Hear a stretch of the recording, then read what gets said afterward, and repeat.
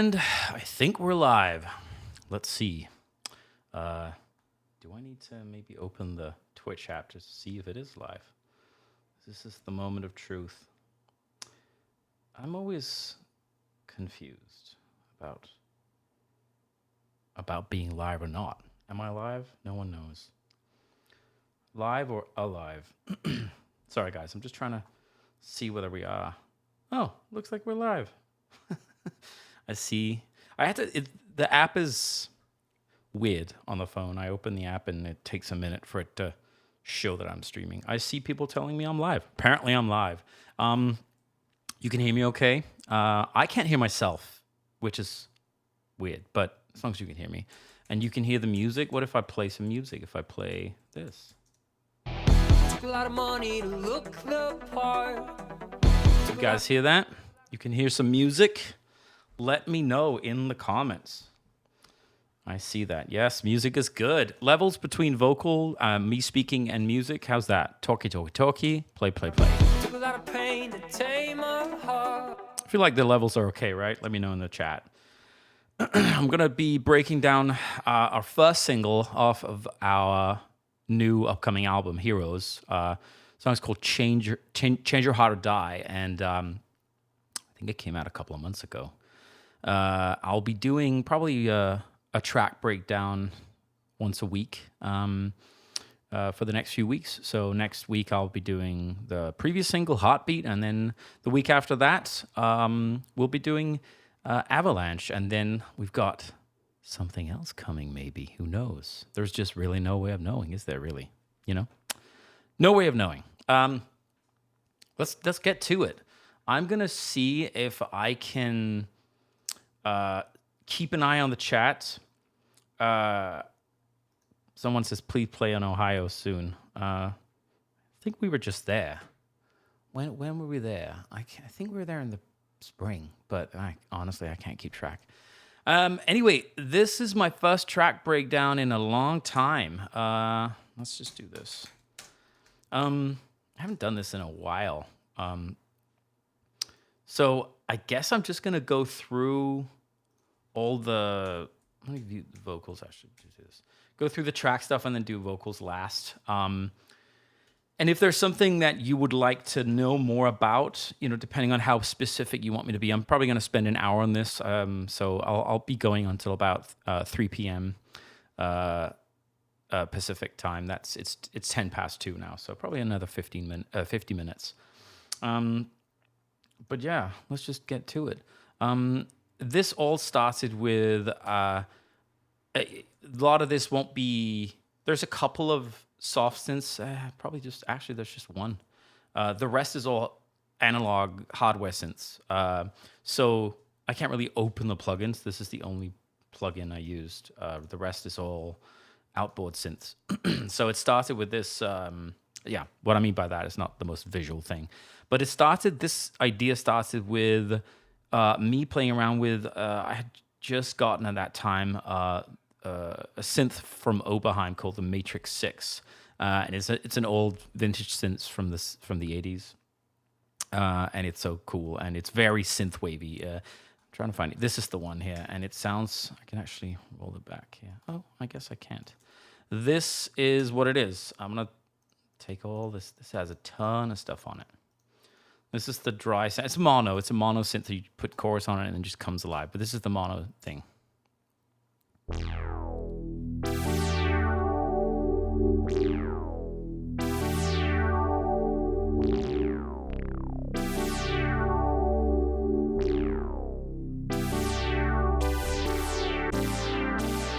So I had that little boom, ba-doo, and there's a little bit of a nod to...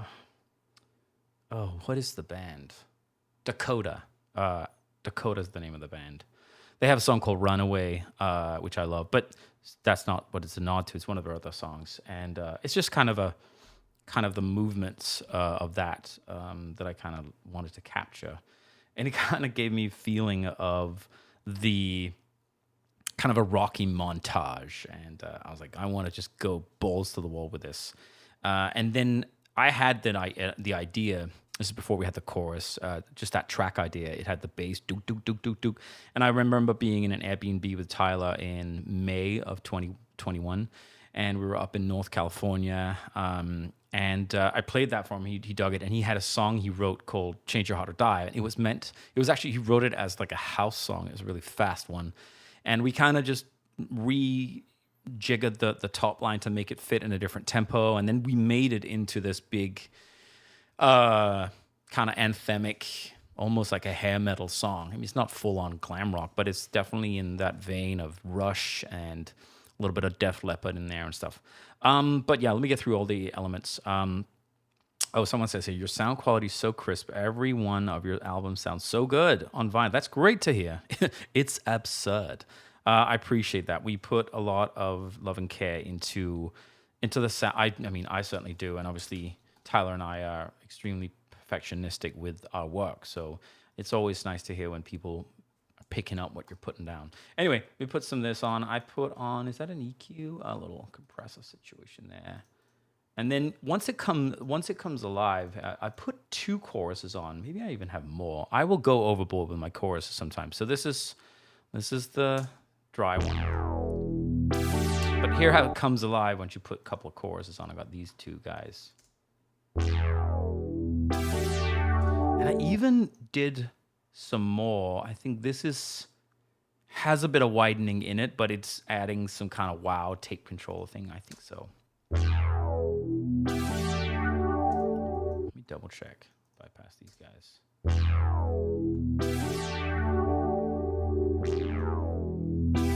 Yeah, you can hear it's really beefing up the stereo field. So there's literally 3 kind of stereo chorus widening plugins on there right now, which is a bit crazy. But Valhalla, love their stuff. Uberhot Mod is great. I love their little chorus setting.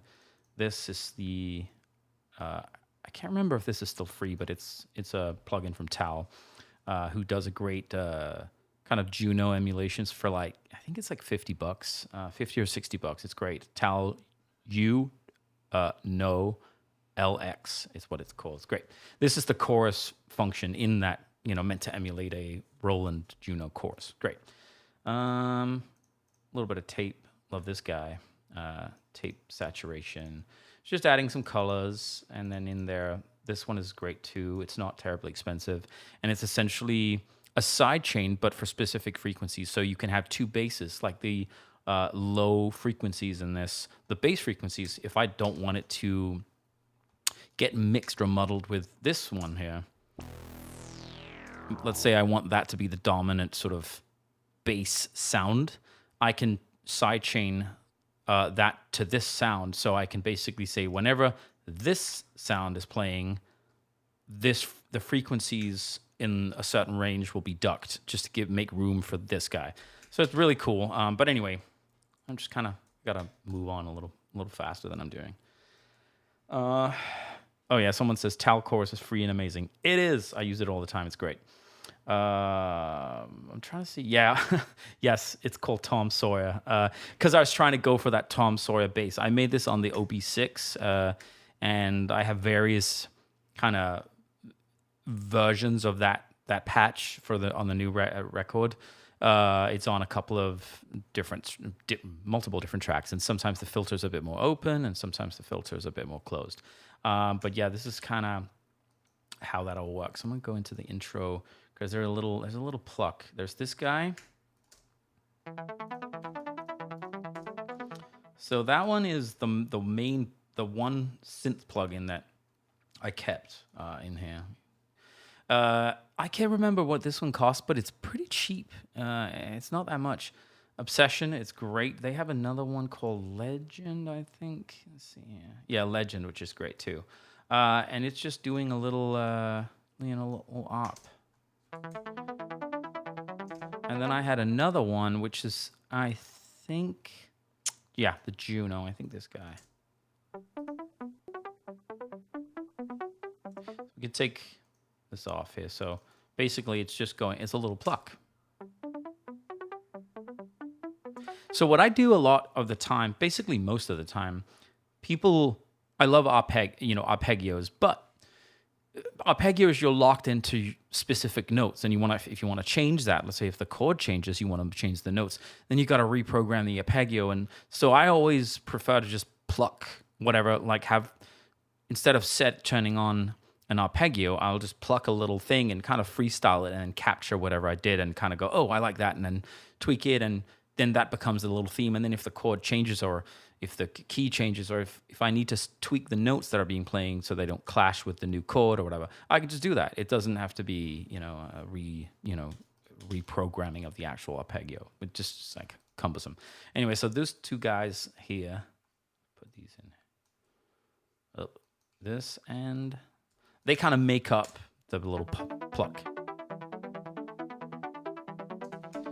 That's fun. And then we have this guy coming in. Oh, sorry, that was too late. Classic. That's what I kind of love about analog synths. Like when they're good, I try not to bake too many effects into I like to have the control down the line to tweak stuff if there's too much chorus, or there's too much delay or verb on something like that. But in the case of the OB6, it's so easy to program and save the patches and tweak them and stuff, and I know it really well. So I can always go back and change it if I want to, but it has good effects in it. So there's a chorus in there, and there's a little bit of delay, as you can hear. Well, that was definitely not what I was trying to do.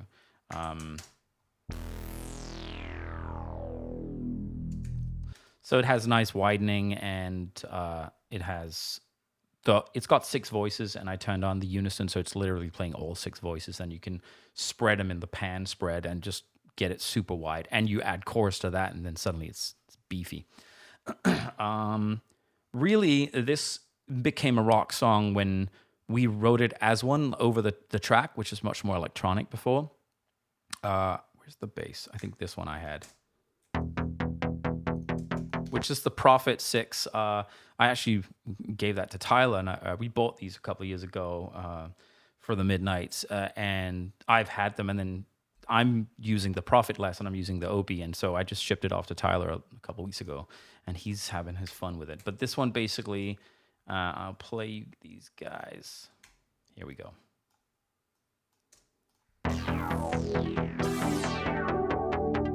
Oh, that's weird. I feel like there's a delay missing there. Oh, yeah. Got to put that on. Go there, there, there. Let's play all this. Boom.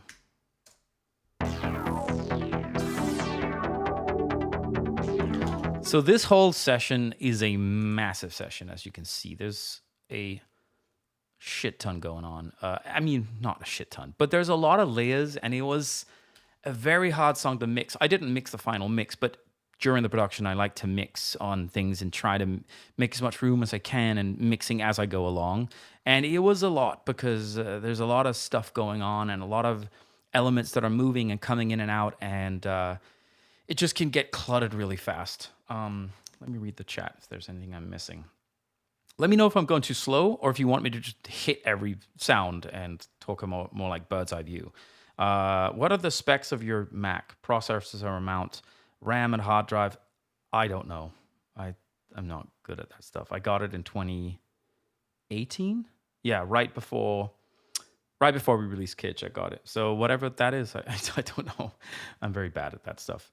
Oh shit, Comtrues uses a Matrix 6 a ton. Oh, that makes sense. Yeah, it is super gnarly. Like gnarly, not in a dirty way, but the resonance in that synth is bonkers. It's like, I love the resonance in all Oberheims. Their filters are amazing, and the Juno, not an Oberheim synth obviously, but the Juno has a pretty aggressive resonance. You can really, but the Matrix, it seems like you can crank up the resonance like you hear here. It's got that sizzle. Oberheim synths just have that sizzle and that kind of, those filters that really are pretty aggressive, but it never gets harsh. It never gets, it's really amazing. Anyway, it became a rock song when we sort of decided to be a big kind of hair metal anthem. And we wrote that chorus together, and the whole like fire. It was fun. We were having a blast. And then we'd spent a whole week for this whole album.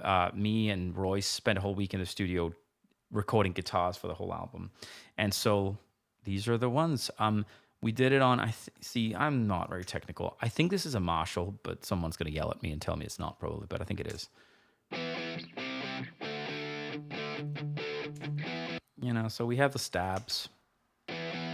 So what we would do is record it. This was so much work on my end, editing work, because every take from Royce, every guitar take would have 5 tracks, and some of them stereo. So it would be the dry one, so I could add my own distortion if I wanted to not use what we reprinted in the studio. Then I would have this, in this case, the stereo, the Marshall stereo, and then I had the Rockman, and then I had another one where everything going through a chorus unit, an outboard chorus unit. So it was so much to edit through, and dialing in the tones. It was fun, but it was a lot of work. So these are the ones playing the same thing. Or maybe it's not the same take, actually. Hang on. Yeah, I think this is a different take. I don't know. But you can hear it's beefing up the sound. And then this guy. Nice, clean, distorted little pluck. Love that. And Royce is he's just such a good musician and comes up with, so he just adds so much to these tracks on the guitar. It's great. I was kind of going for an Eye of the Tiger, you know, with the ding, ding, ding, ding, that kind of thing.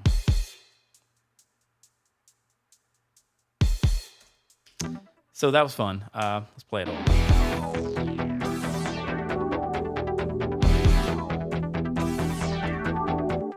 Someone's asking, Ritz, which records did you mix? I mixed everything up until this new upcoming record, Heroes. I've mixed Monsters, Kids Nocturnal, End of Summer, Days of Thunder, Horror Show, all the things. And it was, you know, it's just getting to be too much. I like the control and I like doing it, but for this record, it was nice to sort of take that off my shoulders and not have to worry, and just purely having to be focused on the creative aspect and not have to be like, oh my God, when this is done, then I got to mix it too. And I got to make that vocal sound good because it's, you know, that frequency, and I got to not shout that little thing. And I could just hand that off to someone else. And a guy named Ingmar Carlson mixed it. Such great ear and such a musical guy. Really, really talented. And we had a great rapport. He's based out of Los Angeles. He killed it. What do you got here? I'm trying to...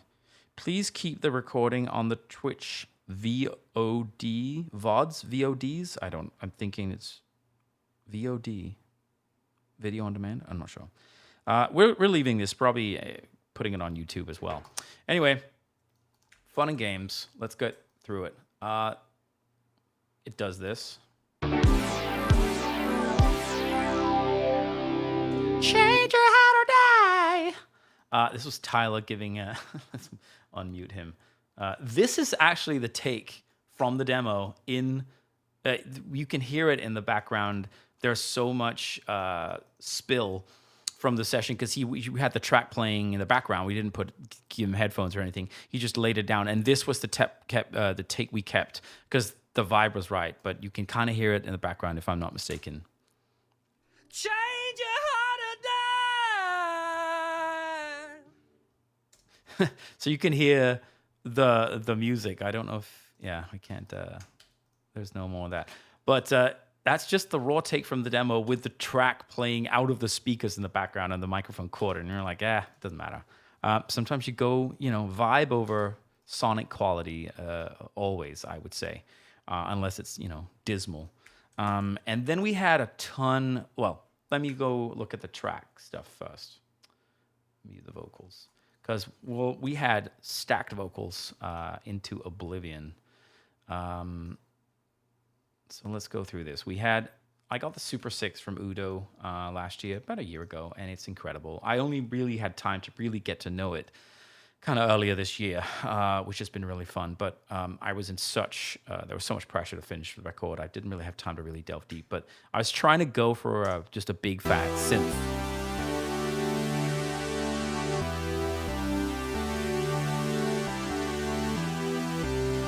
It's incredible. It's the first and I think only binaural synth in the world. Um, it's kind of like stereo crack, like chorus on crack. It's incredible stereo field, and it has additional two extra stereo functions, so you can really make this incredible wide fat pad. It's great. It's got 12 voices, but then when you engage the binaural function, it uses six, so you have one in each side. So it's six voices, but they do different things in each ear, which is what gives you that binaural field, which is incredible. Then we had, this is actually before I just got my Moog Sub 37. This is Royce did this bass. Classic Moog beefy fatness. It's incredible. This was on his Sub Fatty, just to add low end. And then this is my Casio. I got a Casio keyboard. Found it on Craigslist for about $500 last year, or about a year and a half ago. And it sounds really cheap, but I love it. So it's a mono synth, and it sounds like this.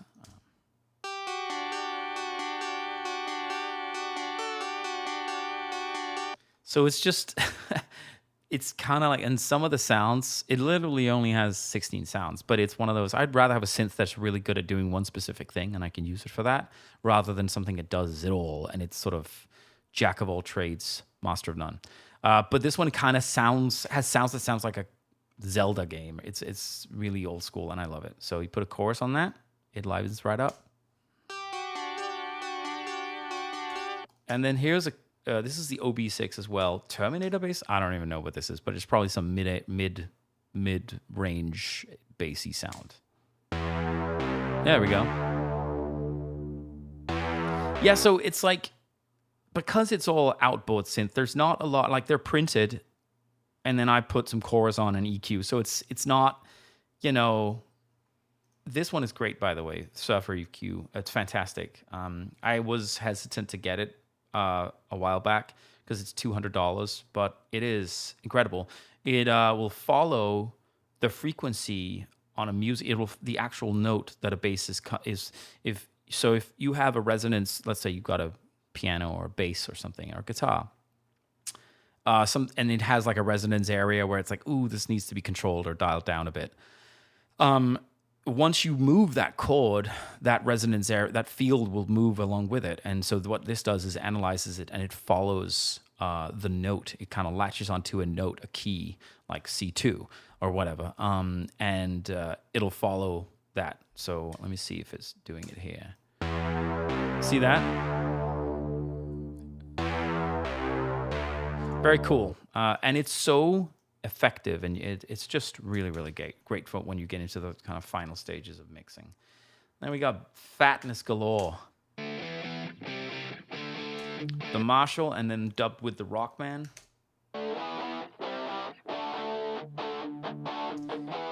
Rockman is killer. I didn't know this, but this was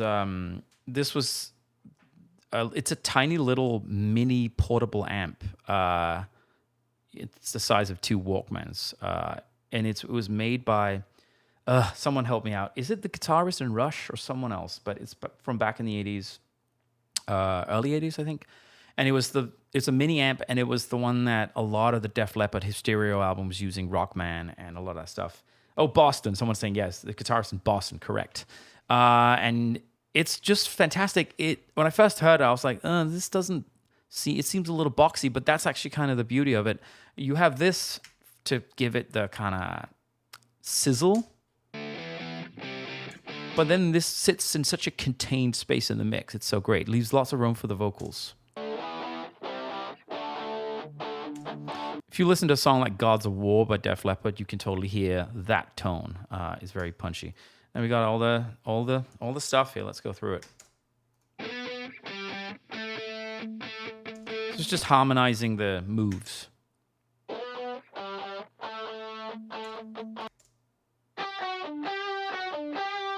This is a kind of very Def Leppard-y move, obviously. These two. I think they're the only ones that does it, yeah.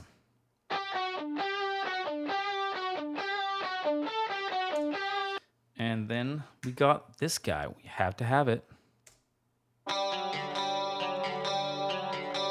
And of course, the first thing anyone will think about is hysteria. And yes, totally. But it's more just like a nice drone. But that's the hysteria. It's that rock band. It's the clean tone. It's beautiful. What is this? Let me see what that is. Yeah, I kind of blended them. This is the rock man. And they're all being sent to one bus, if I'm not mistaken. Yeah, so these are the plugs. Let's open it all. So first we have, let's just close this. A little compressor, bypass it. So first some control, but you can hear there's a little bit of boxiness, but we'll get to that. This is a great little clean reverb. I can't speak. Compressor, by the way, from what are they called? Boz Digital Labs. Love their stuff. This guy, adding some presence and a little bit more compression, and then the good old this guy here to take out that boxiness and clean it up. Because you really don't need it. That's so much stuff going on in the low end. I think the rest is just effects and drums. So I think that's kind of it. I want to get through all the key stuff, and then we can do drums and then quickly vocals in the end. How's everyone feeling about the sort of tempo in which I'm going through stuff? Let me know. Oh, someone's saying owner of a lonely heart. Yeah, I didn't even think about that. You might be onto something there. Someone else is saying, Tim, how do you know when to stop adding more? That's a great question. I don't. No, I think I've always been pretty good at that, actually. I know that's a tough one to know. You can keep adding stuff and it gets cluttered. And I think my strong Virgo sensibilities always wants to fight that sort of that need or want to keep adding. I want the elements to work before I move on. So usually I'll have something where I'm like, oh, I like this thing. I don't love the sound, but I can look at that later. But I like what it's doing, and I'll dial that in later. And then I want this thing to fill up this space, and I'll have my little cocktail of sounds. But the key is to choose the right sound. I always look at it as kind of a cupboard, a kitchen cupboard. You want everything on a different shelf, and so that doesn't conflict with each other, and that's kind of the key. Another good for a little mixing tip is to put everything in mono. We can try to do that right now. Let's mute the drums, and I'll show you what I mean.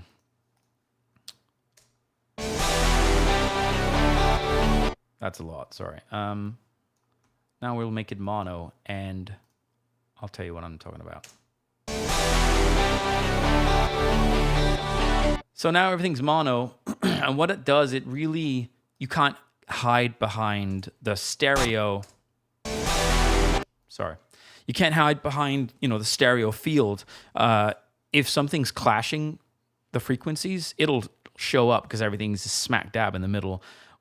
Once you start panning stuff to the right and to the left, you're sort of cheating a little bit, because it might still have frequencies that clashes, but you can't hear that because it's being spread. So putting everything in mono is really a great way to put in everything in stark relief, what you need to clean up if there's frequencies that are meshing or clashing or whatever. That's the chorus. I want to go to the end. There's the whole solo part. Is this part, I think?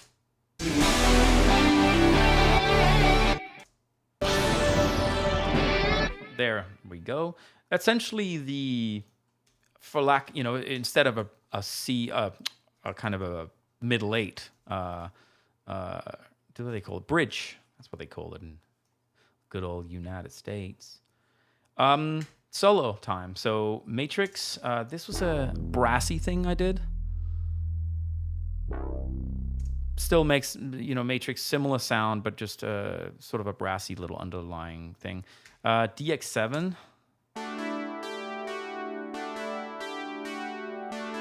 It's just sort of just a sustained chord with this little theme, and then Prophet bass. We've heard that one. I had to take a lot of stuff out of there. I added some saturation. took out a lot of sort of EQ'd a lot of stuff out of the mid range. Let me try and take this out. Why is it not playing? Oh, here we go.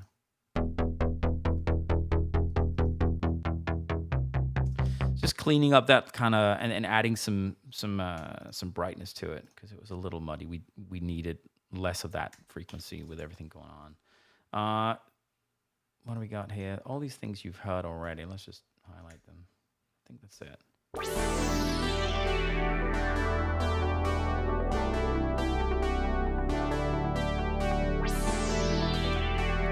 And then this guy, this is the solo. We'll get to that.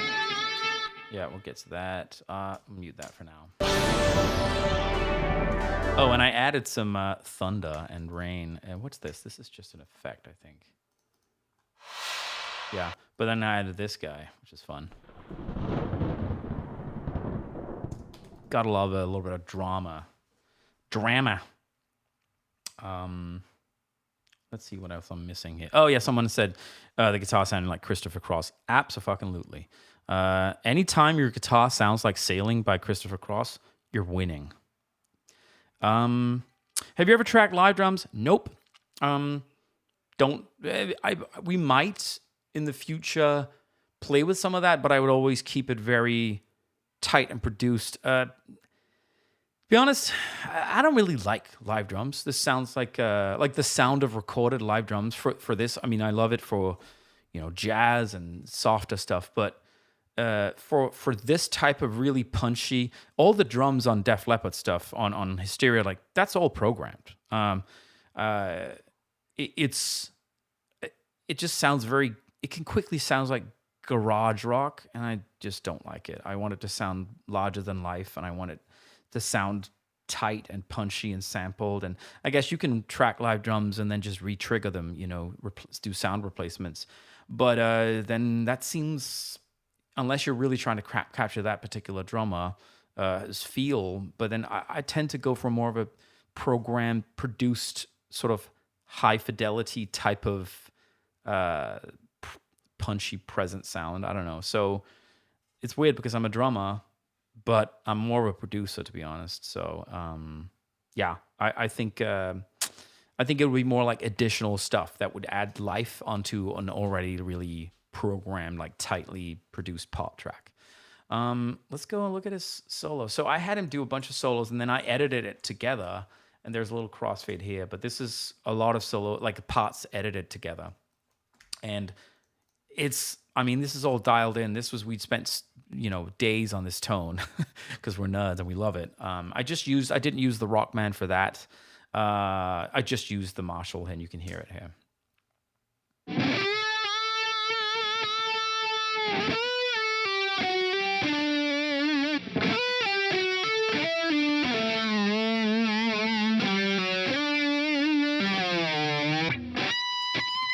Fun. Love it. What's this? Let me just check what this is.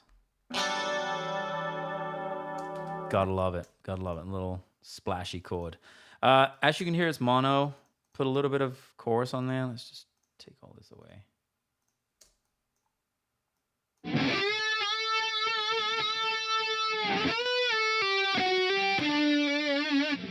And it's so cool to finally be working with, we've worked with real guitars before, of course, but sometimes to have the control, I'd want to do the distortion in the laptop, like using Guitar Rig or whatever. And really having the real deal now means you have all that rip and that tear and that presence, but it's not harsh on the ear. That there's no EQ on this. Also, because I knew that Ingmar was going to mix the shit out of it, and he could dial in any little, harshness that was there, but there really wasn't a lot. And then just this guy's a great little cheap reverb or like more of a delay. It's fantastic.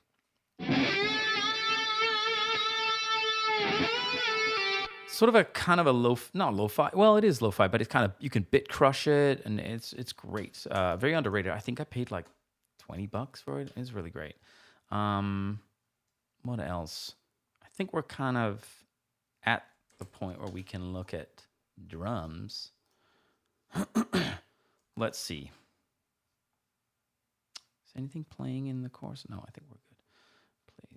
this. I'm gonna just mute the keys. So here we got. This is all just samples, and I think it might be a Leno sample or something. I spent so much time on these goddamn drums on this record, and I replaced them again and again and again. And finally, this is what I ended up with because I wanted to strike that balance of really nailing that kind of 80s rock, Def Leppard, Mutt Lange drum sound, but also bringing it into a modern time so that the kick had to have more low end. The snare is a bit more like fat and beefy. And so it's a fine balance, and it's a really hard one to strike because you don't want to just copy the 80s. Well, we didn't want to do that. Just be like, oh, that sounds like the 80s. Well, we're not in the 80s. We can do more. We can, sonically, it's nicer to have maybe less information in the mid-range because you have more low-end information that you can play, that technology can play now. And also it adds more space to the vocal. So it's always a fine dance. Here's the kick. What did I do here? Let's go through it. Little hi-hat. These are just trap hi-hats, little hi-hats I found. This one, kind of a live, well, it is a live hat. And this, oh wait, is that muted? I guess it's muted. What? That's weird. Let's see here. Oh, something's up. Don't know what happened there. Well, 2. As you can tell, I don't know what the fuck I'm doing. Let's see something's being played, but it's not playing the sound. Oh well. It was there once. It's good enough for me. Then I had this. This is Zebra synth, but it's playing hi-hats. Someone says, just wanted to say hi from Kansas City. Hey, thanks for joining. Appreciate it. Would love a standalone video of you listing your top essential plugins. Yeah, maybe I'll do that one of these days, actually. I will do that. This is a hi-hat. Use that on Deep Blue. Use that on so many things. America Online. It's just a great low synthy backup hi-hat that just kind of lies there, and it's sort of, you barely hear it, but it kind of works with the kick. Snare time. This is oh God, maybe I shouldn't point that out, but I sampled this from a record, and it's great.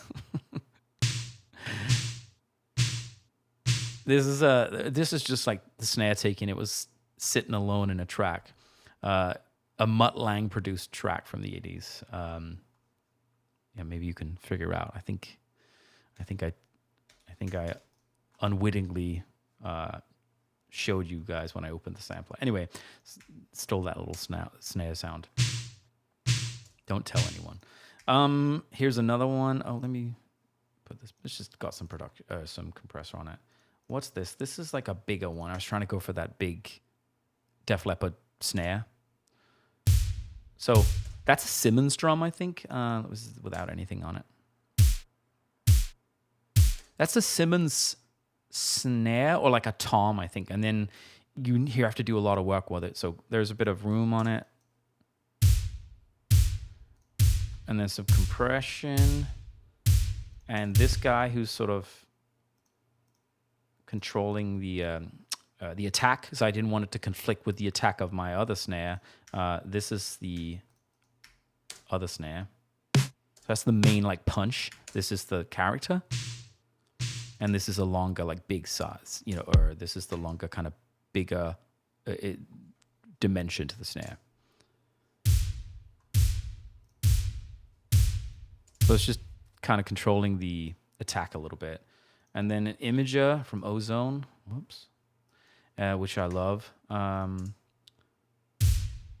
Just adding the stereo field. And then some control, EQ here. Because I didn't need... I hear in synthwave a lot of this stuff here.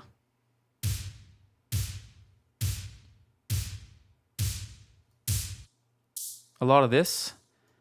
I used to do it too, and then I got much better at rolling off the highs. And I think you can still have that hi-fi kind of sound where it sounds crisp, but you can still roll off a lot of those frequencies, and it leaves a lot more room in the space for a track for the vocals or other synths or whatever. So that's my little tip of the day if I were to give you any tips. And here we just have some EQ. Again, rolling off the highs. Let's take it off here. This is the snare. Let me do it continuously. So if I bypass this. This is bypassed now. And with it. Hear the difference? So if you play them all.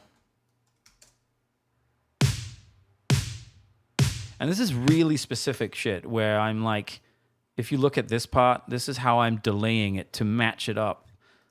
So that the attack comes in the right place. If you mess this up, I'll play it for you.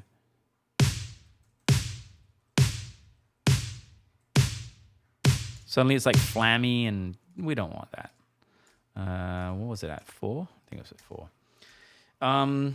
So these are the kind of like minuscule things, but it all kind of serves one purpose, and it's sent to one bus with a soothe on it, which is this plugin that essentially just takes out harshness, which is great. Sometimes it's a little heavy-handed, I think, sometimes to use, but it's really good in some instances. So these are the drums. And, it doesn't sound massive there, but it's a fine balance because you don't want to take up too much of that space, because once you put everything else on, suddenly it's like a lot going on. So I spend a lot of time trying to, dial in the how big and roomy I wanted them, how reverby, but not taking away from everything else. So suddenly there's no room for the vocal and the delay, and it suddenly just becomes all reverb. And you put a compressor and a limiter on that track, and suddenly it just brings up all that stuff in the forefront, and it's just like way too wet, and it just can get a little cluttered sometimes. So it's a fine balance, but here we are.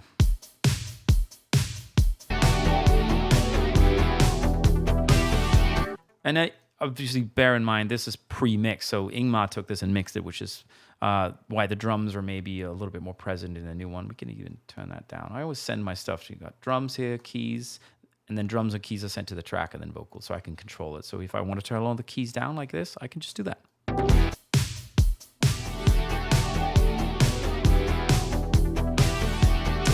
Tight. This is a lot of work that went into this. Let's get to the vocals. Kind of got another 10 minutes left or so. There's not a lot to say. This is not the final mix, so I won't go in too much in detail with how I EQ'd his vocal and stuff, because that was Ingmar's job. Luckily, I didn't have to worry about that this time around. I use the UAD Avalon, which is really crisp and present. I think sometimes it feels like maybe I just have to get used to using it, but I think sometimes I'm like, I felt like I needed another compressor on top of it, but I finally dialed it in. But in the beginning, I was a little bit like, this doesn't seem like it's, very aggressive. But I think I got it to work, and I think I just needed to kind of get to know it. But it's an emulation of a very famous compressor used on a lot of like hip hop and R&B in the 90s, is what I was told. But it sounded great on his voice. I'll just shoot outs. I'll do different compressors and see what sounds the best on whoever's voice. And that's what I will go with. A little de-esser. Microshift is great as an alternative for a chorus. I mean, technically is, I guess, a chorus, I think. But it's great. And I just use that as a little spreader. And Lexicon, the UAD Lexicon, kind of going for this. You bypass the other ones. 80s reverb. Took a lot of money to look the part. Like a very present but fairly short. It's almost like a delay. But it sounds so good. And then this is what is this? This is just delay here. Let's try it. Yeah, this is the Valhalla delay, which is incredible, by the way. Took a lot of pain to tame a heart. Took a lot. And then it does the little change your eye, where I use this long delay. It's this guy here. And you can see it. It'll kind of turn it on. Right here, you can see it.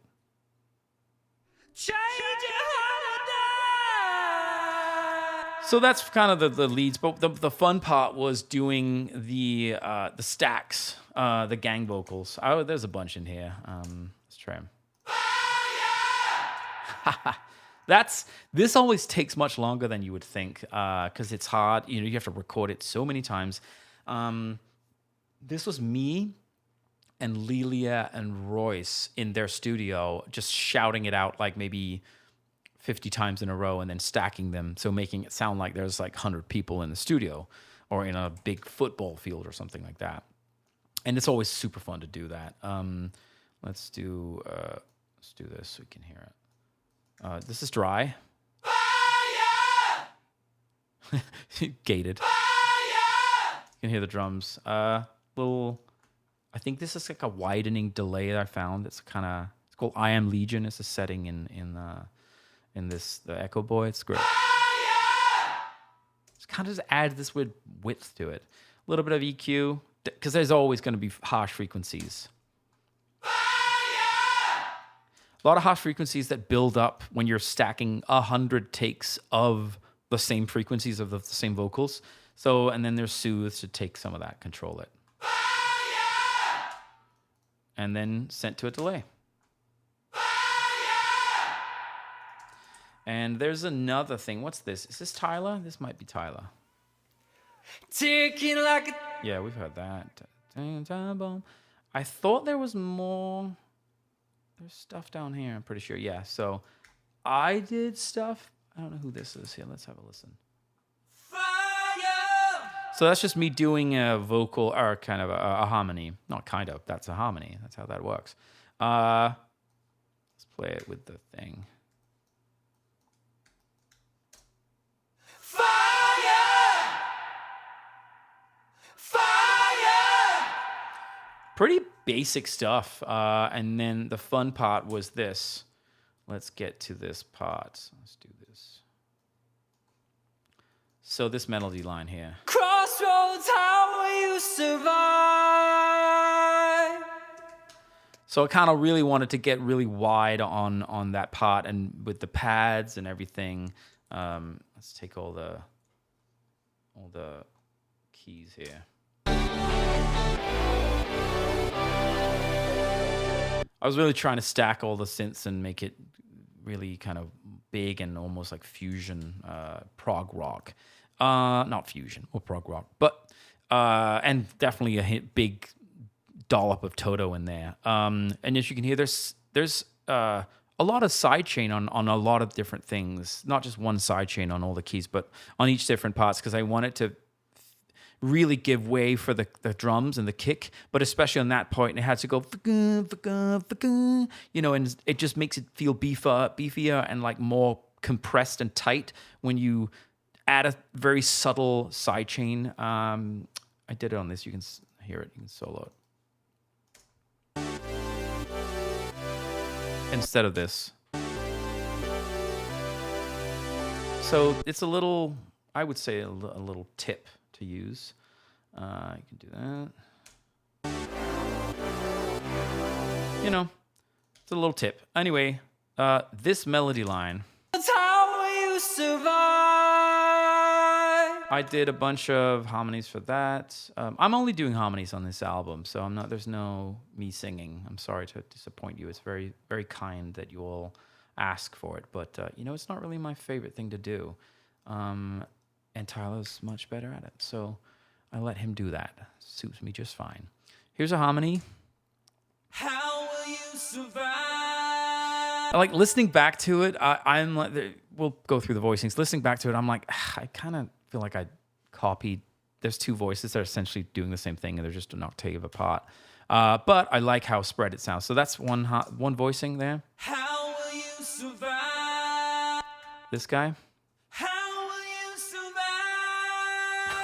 It's me pushing it. How will you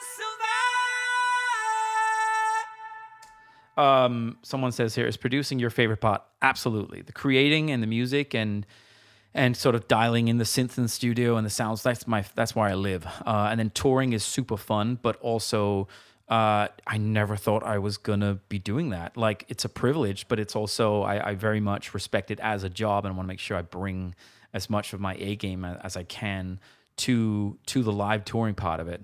But it's hard on the body. It's very, very, very hard. I'm 42. You know, when you're sleeping in a bus bunk for 3 weeks straight, it gets to you. You feel it in your back and the lack of sleep, and it's rough. So feel very privileged, but definitely takes its toll on all of our bodies. And so being in the studio, having time to really sit and create, that's my happy place. Absolutely. So that's this voicing instead of going, let's hear it again. How will you survive? So I love movements. Instead of going, how will you survive? That would be, I love when stuff clashes. You'll hear it in a sec, but we'll get back to that.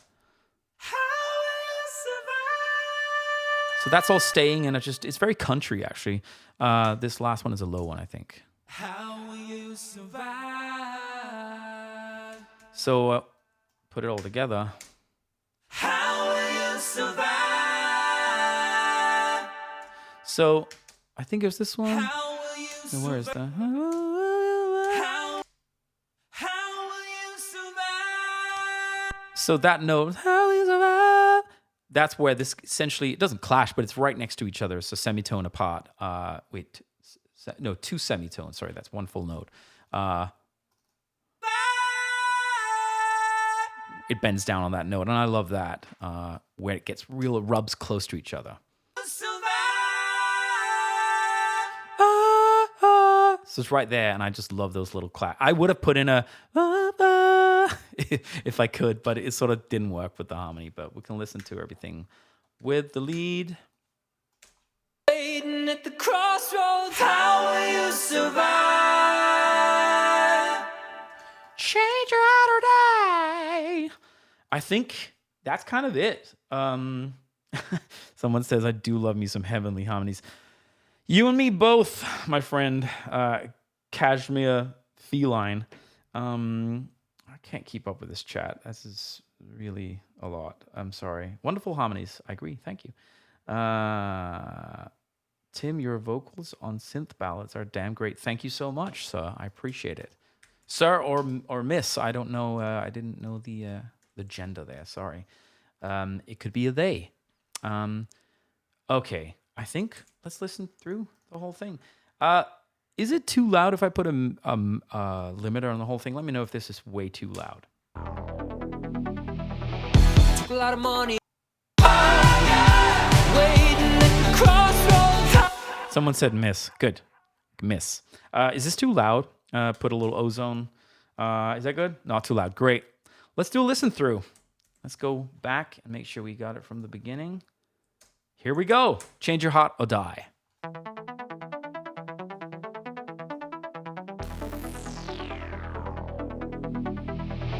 Took a lot of money to look the part. Took a lot of pain to tame my heart. Took a lot of years to lose my fear of flying. Took a long time to finally start. Then it took a good day to fall apart. Took a lot of tears to lose my fear of crying. Of crying. Change your heart or die.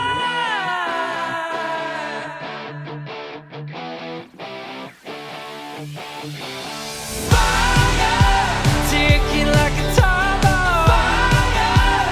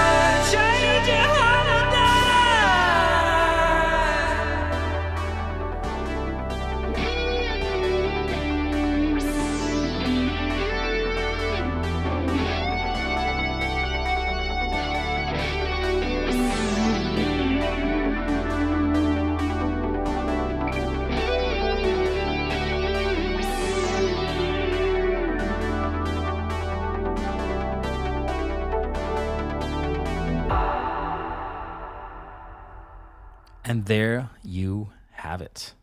That was a little nod to the nocturnal years. This sound here. Let's have a listen. Well, I used it on Endless Summer too, but it was really used in Nocturnal as well. But I thought I'd bring back an oldie but a goldie. Thank you so much for joining, everyone. This was super fun. I love nerding out and going into detail. And let me know if you want me to go into more detail or less. I think keeping it at about an hour kind of makes sense for these tracks. This is super fun. I will do another track breakdown sometime next week. I'll probably announce it the same day. But yeah, doing the next Dune Heartbeat breakdown of that next week. It'll be super fun. And let's go. Hope everyone has a killer day. Go be awesome. Go be rad. And remember, we love you all. Bye. I'm going to log off now. Bye.